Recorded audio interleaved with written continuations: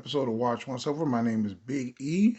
Today we're going to be comparing these two medium price divers.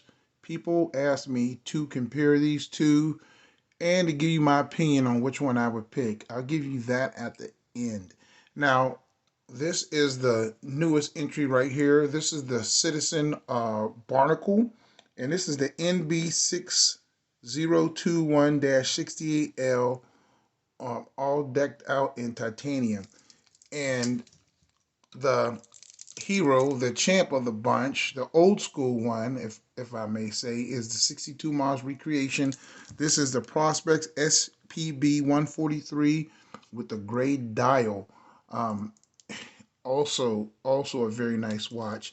Both of these watches can be purchased at azfinetime.com. They're in stock. This one goes for a retail price of $12. This one for a retail price of $9.95. They are both great watches.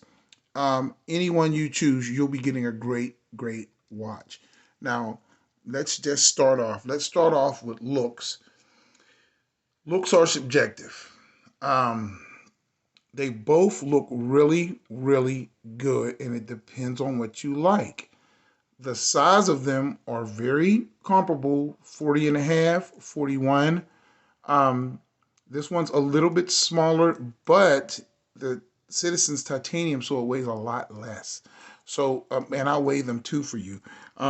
So let's just check these out. Okay, so let's look at the weight on there since we're talking about that. I'll get my scale out, and now we're going to do this in grams. The Citizen, brand new, tag still on it, no links out. That is going to be 111 grams. The Seiko, no links out, same thing,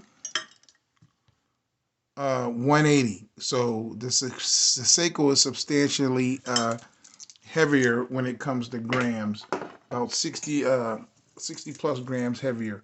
Now, that doesn't really mean anything because if you look at the quality of them, some people are going to say that the Citizen has a little bit of unfinished, really tool-looking finish, and it does feel a little rattly and a little cheap. It really does. The Seiko has a little bit more solidity to it. It's heavier. It's made of stainless steel, and the case is a little bit more time went into this case. You have a real clear line of delineation, this polish here. The brushing on the Seiko to me is nicer. You don't have a whole case on the Citizen. But you know, that's as far as quality. The Citizen is nice quality, but I think the Seiko just has a nicer feel. I mean, I have to say. Now, accuracy. This Citizen is a 4 hertz movement. The Seiko is a 3 hertz movement. 28,800 vibrations per hour for the Citizen. But it only has a 42-hour power reserve. And then the Seiko has a 70-hour power reserve.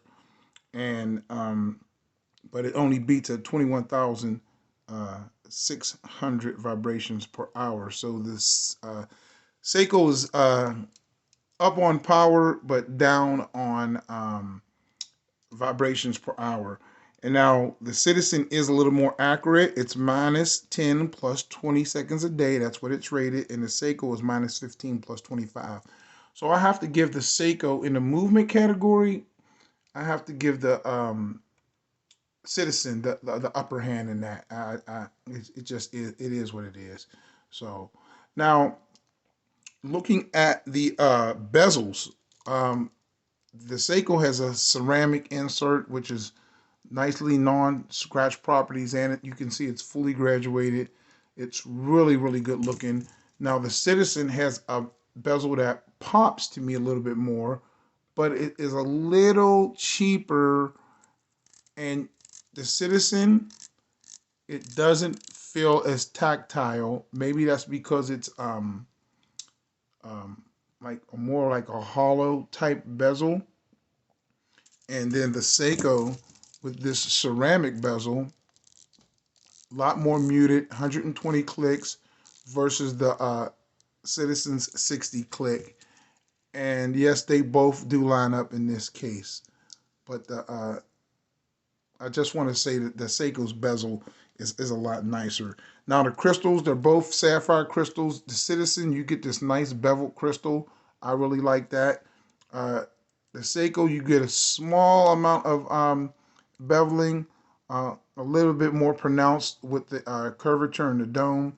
And they're both nice. Both have a lot of anti-reflective coating, and they're both real good. Now the hands on these watches. Let's look at the Citizens first. You get this Mercedes style hour hand with a sword style minute hand, and then a lollipop. The finishing on the Seiko's hands, I have to say, is a little better. Indices, I want to give them about a tie. The date windows, the Citizen's date window pops a little bit more because it is surrounded with that little chrome surround. I do like that. And the printing on both of watches are excellent. So that right there is a no-brainer for either one. Now we're going to get to the bracelets. The Seiko does have the knot with the hose case, and they both use pin and sleeve systems. But the Seiko's bracelet just looks a little bit more elegant to me. Look at the sheen of the stainless steel, the polished sides. You're getting a lot for your $200. The Citizen is a little bit more tool-like, but then when you get down to the clasps, they both have these pressed secure buckles.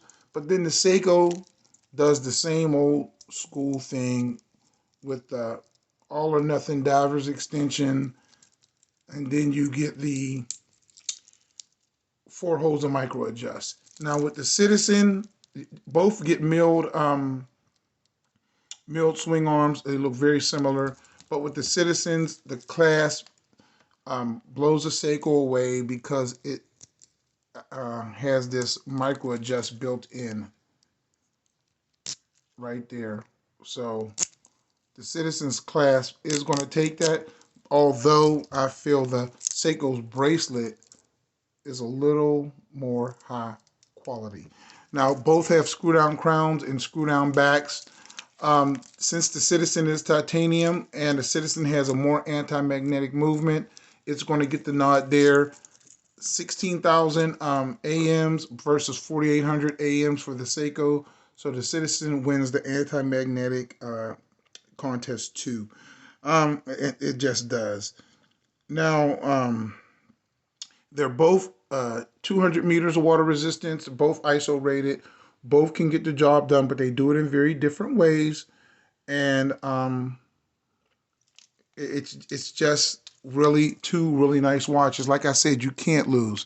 Now, when it comes to Lume, you got Citizen's proprietary Lume, and then you got the Lume Bright. Believe it or not, I'm going to call this a wash. I know Lume Bright is very, very popular, but I never had a problem with Citizen Lume. I think it is just as good. You guys tell me, leave a comment what you think.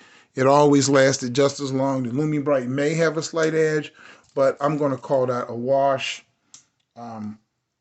Leave it in the comments below. Now, who won?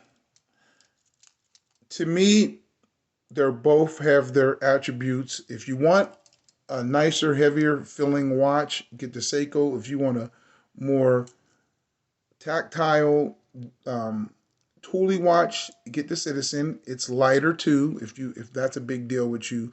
But I think the Seiko takes it on overall quality, but the Citizen has higher scores for accuracy, and it's just almost a wash. But if I had to pick one, I would spend the extra $200 and buy the Seiko. But that doesn't mean that the Citizen lost, because if you want a lighter watch and a watch with a better clasp, the Citizen is going to win. Seiko still has some classic shortcomings, but all in all, Big E's pick for the 200 bucks. I'm going to go with the Seiko, a little bit more brand cachet, and that's just how I'm going to end it. I'll talk to you guys later. Thanks for watching.